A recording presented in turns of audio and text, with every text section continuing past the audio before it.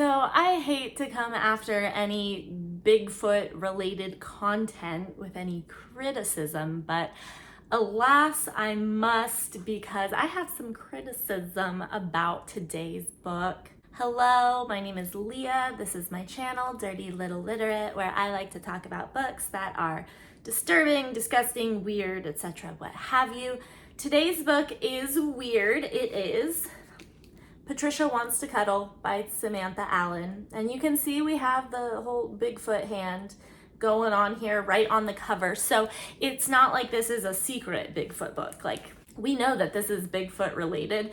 The back of the book actually says, well, I guess Bigfoot lesbian rom-com mystery horror is my new favorite genre. So much fun. And yeah, I guess that's the genre.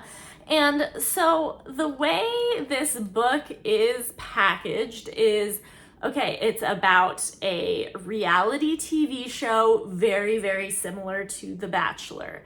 And, you know, all the shallow energy that comes along with that. And then we know that Bigfoot somehow comes into play as well. And we don't know how these two things end up being related. And I'm just gonna say, I read the book and I still don't quite understand how these things are related. But let's just go ahead and get into it. So we are entering the book at a point in which most of the people on this show, this reality show, it's called The Catch, most of them have been eliminated and we only have 4 remaining girls. So we have Renee, and Renee is very disillusioned by life. She feels like every one of her days is just a repeat of the last. She doesn't really know what she's living for, okay? And she actually did not apply to be on this show. She was nominated by her coworkers. And the reason she accepted is because she's just so bored with life. She's like, okay, I guess this will, break up my days and I don't know, could be a little exciting, question mark. And I will say, she actually hates the Catch. The Catch's name is Jeremy. He's the Catch of the season. He sucks. She hates him. He's always wearing a neon tracksuit that she fucking hates. And I will also say, it seems like most of the women on the show don't really like him.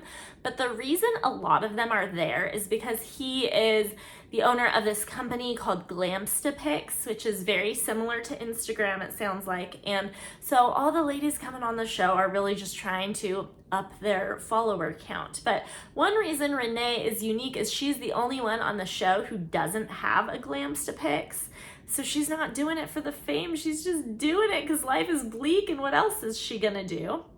Now, something fucked up, we find out from the Catch himself. He tells Renee right before they go into the finale, because there's 4 of them and then they're going to be eliminating 2 and just proceeding with the final 2. He tells her like, hey, I would like to bring you to the finale, but I just want you to know I'm not gonna pick you, but I do want to bring you because she will be the first Black woman to make it onto the finale in the show. And so the producers are basically trying to check a box and pat themselves on the back. And it's really icky. And the fact that he doesn't process how icky it is as he's telling her this, and obviously this is an off-camera conversation, they're not gonna air this, but he's like, you get to come on the trip we're about to take and you'll get to stay in a nice hotel and just stick around, it's chill, it's fine. And so she's like, sure, I guess.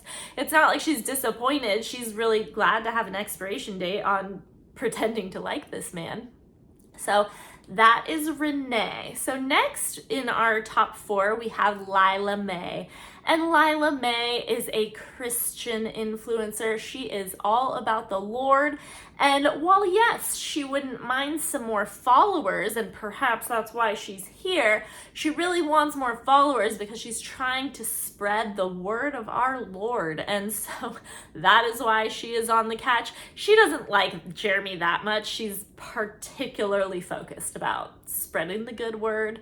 Lila Mae has beef with one of the other contestants, Vanessa. Vanessa is like the villain of the season, and she's hot. She's really hot. They want us to know that. They're all hot, but I guess she's like particularly hot.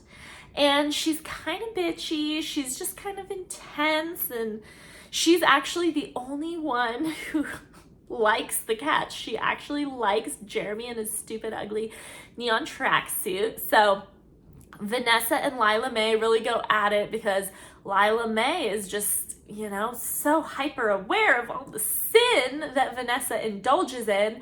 And Vanessa is just not trying to hear the word of the Lord. And so button heads all season, and, you know, the producers are trying to add fuel to the fire, and, you know, it makes good TV. So that's that. And then we have our last of the 4 contestants, Amanda. Amanda is also an influencer. She doesn't dislike Jeremy, and she's like, oh, I guess I could end up with him, and that would get us both more followers. But like, followers are the primary concern for her. So each of the chapters will like focus on a different contestant or person on the show. So we get an understanding of what each of these people is like in their inner world. And all that's really happening in Amanda's inner world is, you know, she's got her eye on any locations that look like they would lend themselves well to a Glamsta-pic photo shoot. And she's also putting in the work and putting in the time to make sure she is selecting the right inspirational quote to go along with her photo. So those are our 4 girls. Now we have a couple other characters to note. So in addition to Jeremy the catch, who sucks, we also have the host of the show, Dex. And Dex is majorly an alcoholic. And I think he is really clinging on to the fact that he has this one thing that he can use to claim he's a functional alcoholic, and that is the fact that he still has this job. He has been the host for every season of The Catch, and honestly, it seems like the primary responsibility involved with this job is just saying, ladies, this is the last corsage, because they be doing corsages instead of roses like The Bachelor. And I think he's got that down pat. He can say that pretty well. He's sort of like a reality TV show host robot where, you know, he has these lines he says every season, he says them well, and then as soon as he's off camera, he's a dick, and he also cannot remember any of the contestants' names, and he is always schmammered. So he kind of sucks. That's Dex, that's the host. We also have Casey, who's one of the producers, who she is not a very good person. She is, you know, kind of what you would expect for someone working on a reality TV show. She's constantly trying to increase tension amongst the contestants so they fight, and then it will make better TV. She doesn't really care about these people. She's always trying to figure out also how she could edit the contestants' interviews to make them seem unpleasant. So pretty much her whole life is just this show. There is a cameraman as well, Mike.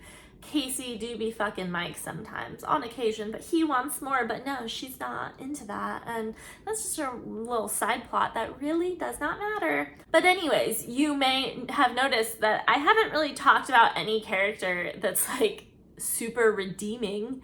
I mean, Renee, her redeeming quality is that she's not as bad as the others, I guess. But like, there's nothing about her that feels particularly good. So like, none of them are giving me any warm and fuzzy feelings. The girls always talk about Renee in a way of like, she just seems very detached and like she kind of doesn't want to be there, so they don't really get why she's there. So this is the cast. This is what we have going on. So for the finale, they are going to be going to an island called Otter's Island. And this is definitely due to budget constraints because it's not an ideal vacation destination. I mean, it's a pretty island, but it's very small. And I guess tourism has definitely fallen off in the last couple decades because people had noticed that there were women who had started going missing on the hiking trails. And there was one group of 4 women in particular who went missing, and nobody ever figured out what happened to them. Eventually, the sister of one of the women who disappeared decides to go to Otter's Island. She sort of fakes an identity, like she doesn't want anyone to know she's connected to her sister because she's trying to gather intel, see if she can find out anything about her sister's disappearance. She starts hiking in the woods a lot, and what do you know, bitch also goes missing. So that really added to the conspiracy of it all. Also, throughout the book, there are multiple like chat forums that are specifically about the catch, and some of them get into the conspiracies related to the island. Also worth mentioning, because this this will be relevant later, but Otter's Island is known for being a very LGBTQIA friendly community, but particularly there is a large lesbian community there. Now, everyone on the show is going to be staying at a specific B&B during their stay on the island. And at one point, Renee meets the owner of the B&B, Maggie, and they have a conversation. Maggie's talking about her recently deceased wife, and she makes a comment to Renee that's kind of like, you know, the equivalent of maybe when you're talking to someone and you're saying like, oh, your boyfriend or girlfriend or whoever, like when you're trying to not make an assumption about the person's sexuality. She says something like that to Renee, like very innocently, not like she's like assuming that Renee is a lesbian. She's just, you know, not assuming one way or the other. And Renee is taken aback by it a little bit. And that is because Renee has been struggling with her sexuality for some time now. She's kind of known that she thinks she's bisexual, but she's not really open about it. She's kind of gone through the whole denial phase. And so with Maggie saying this, she's like, like she's wondering if she's been found out. One thing that does happen during the show, the contestants are playing Truth or Dare, and Renee is dared to kiss Amanda, our influencer who's really good at photo captions, and they make out, and this kiss is so much hotter than any of Renee's kisses with Jeremy, and Renee is like feeling it. And once they break apart, the rest of the cast kind of make fun of her a little bit because, like, yeah, it was obvious that she was kind of really into that. And so it's like this awkward moment where I think everyone else is just thinking this is all fun and games, but I think Renee is feeling like, oh my gosh, she let her guard down a little bit and was like leaning into her sexuality, and then she got shit on for it. So she's feeling kind of sensitive in that regard. Now, there are a few weird things that happen while the contestants are on this island. At one point, when they first get there, it's the four girls, the producer Casey, and the cameraman Mike. They're all in the car together. Mike is driving. And at one point, Mike has to slam on the brakes. They almost crash the car, and he seems super, super rattled. And he says that he saw someone in the road and he had to swerve in order to avoid hitting them. But he is very concerned about who this person was because they did not look like a normal human. It looked like a really, really hairy, really, really large beast of some sort, but he's, you know, trying to be a rational person, but he's super shooken up. He kind of makes a comment about it, and Casey is totally like, okay, whatever, dude. She's thinking he's just freaked out because he almost hit someone, and so she's not paying too much attention to what he's saying. But obviously we know, because of the Bigfoot arm on the cover of the book, that this is probably a Bigfoot situation. Now, there is another instance in which Amanda is having Vanessa take photos of her at like the crack of dawn so she can get those nice little sunrise shots of her in front of the forest. And at one point, when she goes to look back over the photos, she sees a shape in the background that looks like a silhouette. And through multiple photos, as she's scrolling, she's not seeing it move or anything, so she's not sure, like, is it just a tree or what is this? And then at one point, she finally finds the photo in which you can see, like, an arm moving or whatever, so she's like, what the fuck? It was, like, 5 a.m. and someone's just standing there in the woods watching as I'm doing my little photo shoot. So that weirds her out, but Vanessa is not that concerned or alarmed or giving a shit about all of that. So I'll be honest with you, I don't feel like there's a ton of like really exciting, noteworthy stuff throughout the book. Like in terms of the reality TV show, I think a lot of it is just meant to get you in the brains of these people and kind of experience how shallow they are and the agendas that they have. So one thing that's interesting, throughout the book, we are seeing these letters in between some of the chapters, and they are love letters from one woman to another. They seem to be love letters written by like school-age gals, like maybe high school or something, and the notes are like, oh my gosh, blink twice in the hallways if you love me or whatever. But like they seem like very obsessed with each other, but these are time stamped a few decades in the past. And if you are paying attention, you will notice the names of the people writing and receiving the letters are Maggie and Kathy. And so Maggie is the owner of the B&B who Renee had chit-chatted with, and Kathy is her recently deceased wife. So we're kind of trying to figure out why these are sprinkled in there. Now, during like the pivotal part of the book where everything really starts kind of hitting hard, the cast members are actually staying in these tents during the night on the island. So I'm a little unsure about what this B&B situation is. Like, I don't know if they're doing the bed part of bed and breakfast or not because their beds are tents. I don't know, but not super important. But it is important that they are in tents, because at one point, one of the girls, Amanda, our number one influencer girly, is in her tent and she hears some shuffling of someone trying to come into her tent. So she's assuming that it's Jeremy, and she's like, oh, ho, ho, he. And she sees that once this being enters the tent, it is certainly not Jeremy. It's obviously Bigfoot, but it's Lady Bigfoot. It's Bigfoot with boobs, and Amanda is terrified. There is some scuffling, and this Lady Bigfoot means business. She's not fucking around. She's violent, and she is trying to fuck Amanda up.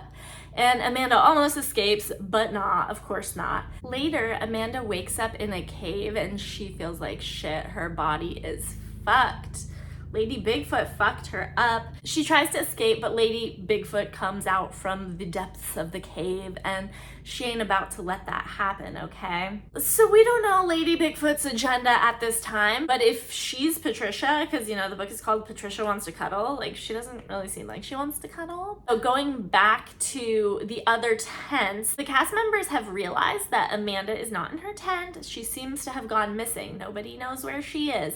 And at first they're thinking that, oh, maybe she's kind of drunk and stumbling around trying to take some glams to pick photos in the forest and got lost. One of the gals is thinking like, oh, she's probably doing this for attention, and then she's gonna come back and be like, oh my god, Jeremy, I was so scared. And so nobody at first is necessarily thinking that something horrible has happened, but while they're trying to figure out where she has gone, they hear the noise of a car crash not far off. And as soon as this happens, the producer Casey is like, shit, because she told Dex, the host, that Amanda was missing. She was figuring that he would send someone over to help look for her. She was definitely not assuming that he was gonna be the one to come down himself, because he's not a super proactive, gung-ho on his job kind of guy. And she knows that if he had decided to come, he would have been driving drunk. And she is very concerned that the crash that she just heard may very well be Dex driving drunk. So she needs to go and figure out what happened, see if it's him, but she doesn't want the girls to be left alone. So she's telling cameraman Mike that he needs to stay with them. And he really doesn't want to.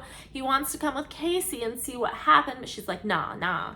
And so she drives off to the site of the crash, and it is indeed Dex.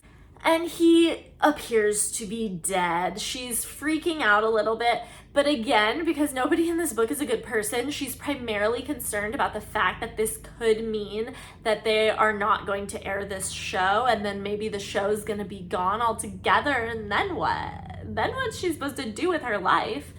And we find out that apparently Mike, the cameraman, hid in the trunk of her car because he didn't want her to go alone. But like, I don't know, it's such a weird thing. Like, just get in the car. I don't know. I know she said no, but weird. Anyway, so Mike is the one who like checks Dex's pulse, makes sure he's really gone, and he is.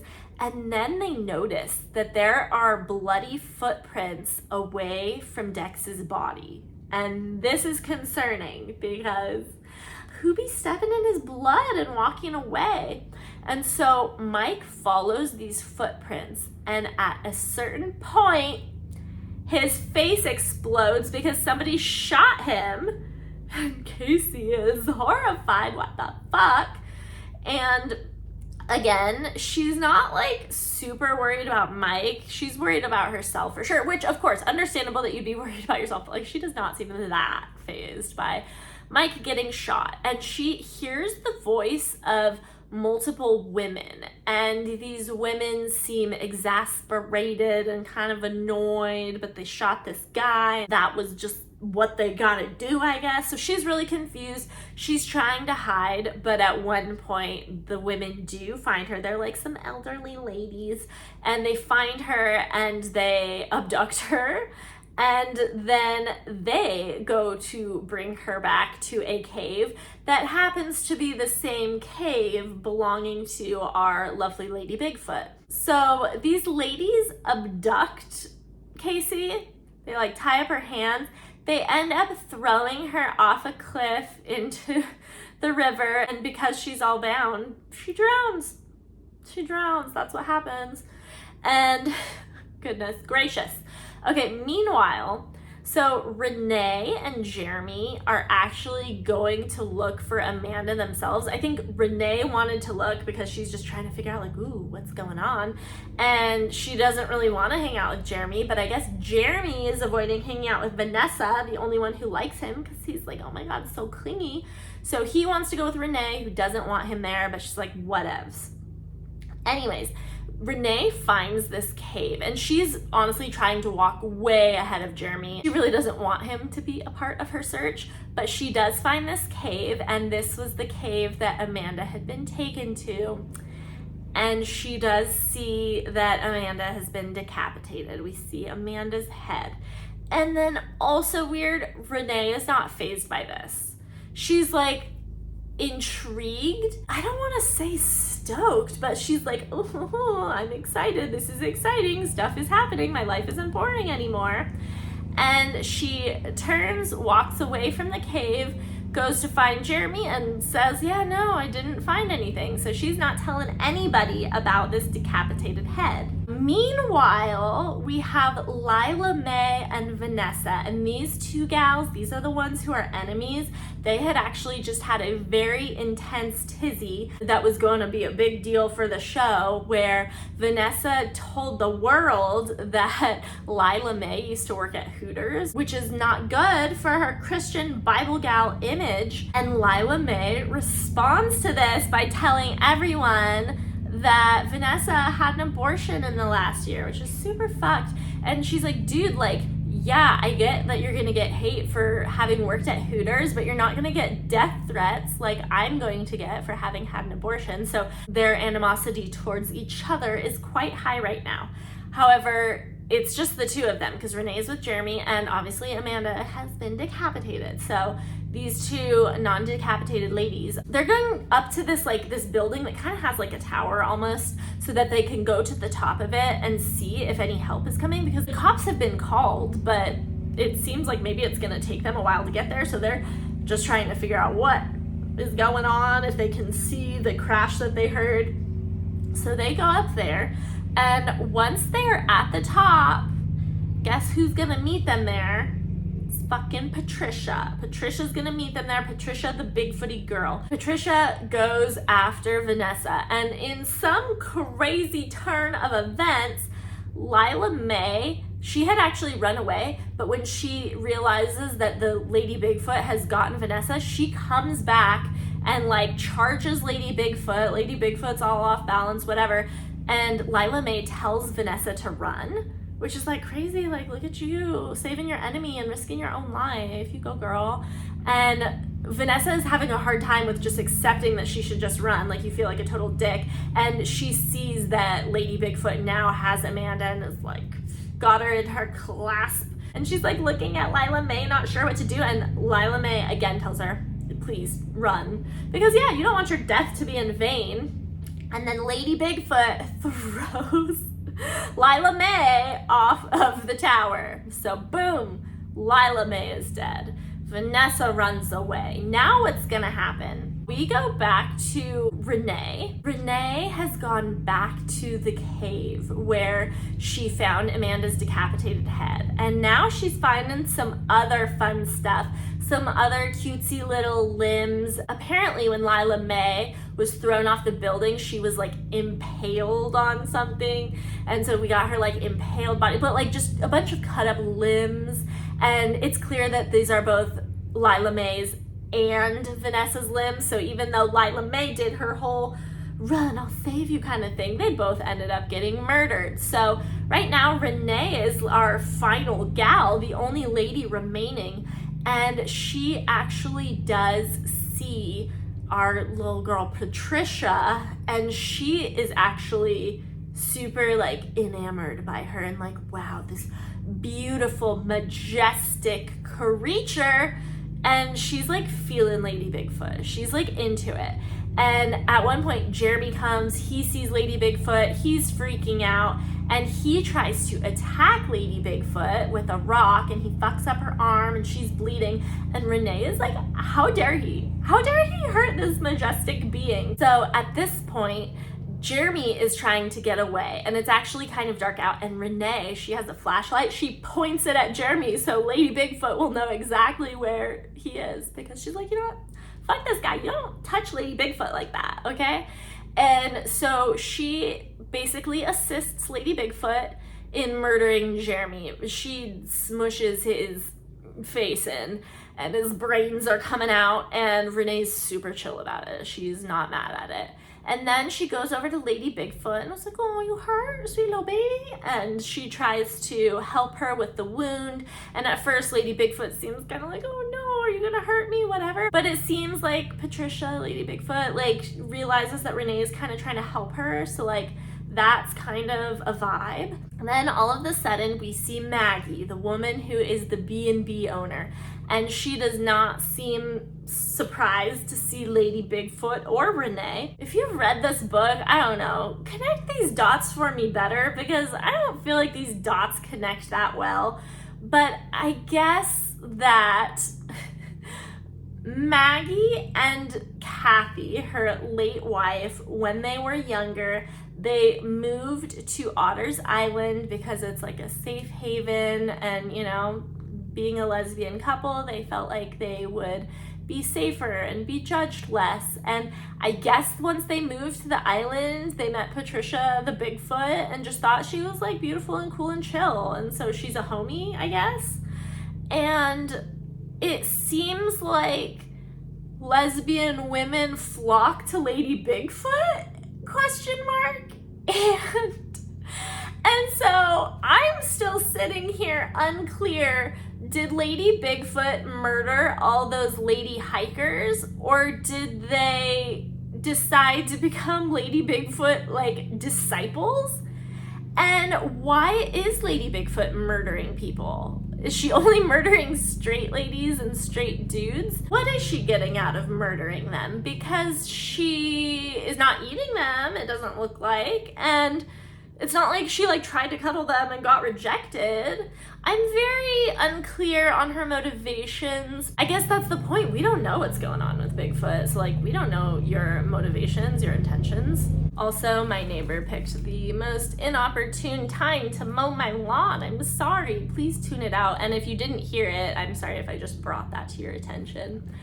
Okay, so as I said, I'm unclear if the ladies that Maggie was with, because Maggie was with the group of ladies who shot Mike. I'm not sure if these ladies are the ladies that went missing or these are different ladies that are enamored with Lady Bigfoot, but I'm also just very unclear. Like, why did they even need to shoot Mike? I don't think that Lady Bigfoot was still there, you know, at the end of the trail of bloody footprints. I think that the ladies were kind of cleaning up after her mess. So even if he found these older ladies, like, they could just be like, oh, we're just old ladies, we're just hanging out. I don't know. Why did they need to shoot him? So the book ends like 40 years into the future, and we have a woman who is working at a shop on the island, and she is chatting up one of the ladies who is visiting, who's going to be hiking on the island. And this lady is saying to the woman working at the store, like, do you ever get this? You look a lot like this one girl who was on the show The Catch. And she's like, oh my gosh, I get that all the time, but I'm not her. But it's definitely her. It's Renee. She stayed on the island all these years.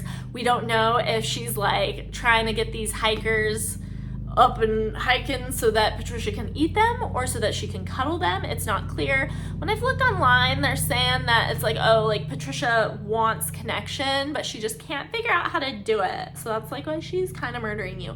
But no, because it's like she has all these ladies that she didn't murder, so it's either like connect or die, I guess.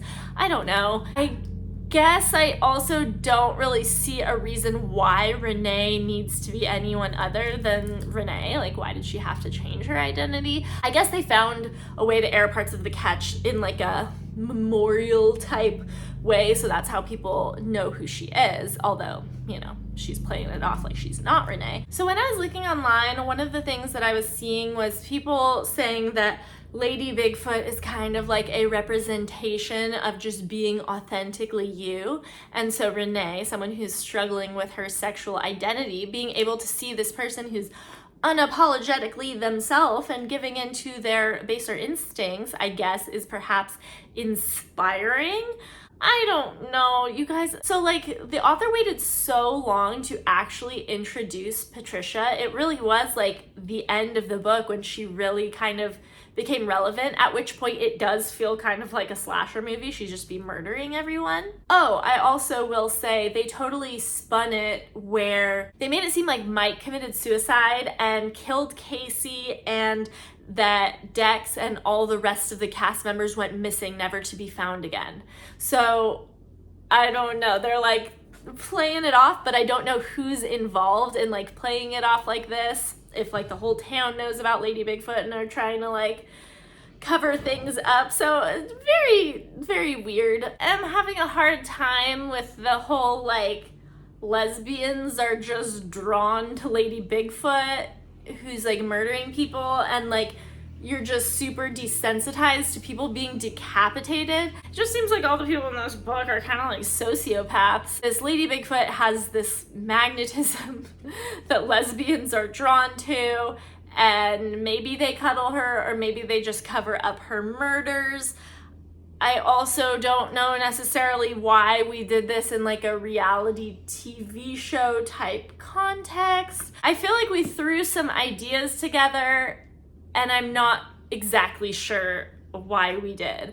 I thought that maybe there was gonna be like a romantic thing with Bigfoot, and there was not. And then the love letters between the B&B owner and her late wife, and it's really just kind of supposed to emphasize that they wanted to find a place where they could, you know, go and not be judged. Like, I don't know. I feel like I'm missing something. I liked this book as I was reading it, but also I feel like the author just was like, you know what, I don't need to answer to nobody. I don't have to answer your questions. Just fucking take it. Just take this Sasquatch reality TV-esque book for what it is. And so I did, I guess. And yeah, I wanted a romantic Bigfoot angle, and I did not get a romantic Bigfoot angle. I wouldn't really recommend reading this one. You can if you want. You can if you want. I don't tell you what to do. I don't tell you how to live your life. But thank you for listening, and I will see you next time. Bye.